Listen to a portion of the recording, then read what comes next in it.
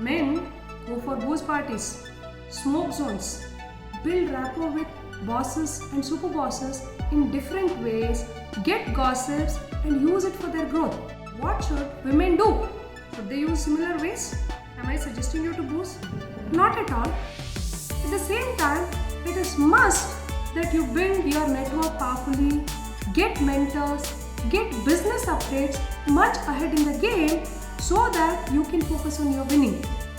At Iron Lady, thousands of women use formal official ways of getting these business updates, building network and getting mentors, and they are focusing on winning day in and day out. If you are someone who is willing to learn these techniques and use this for your growth in all official ways, join our masterclass today. Have a growth chart.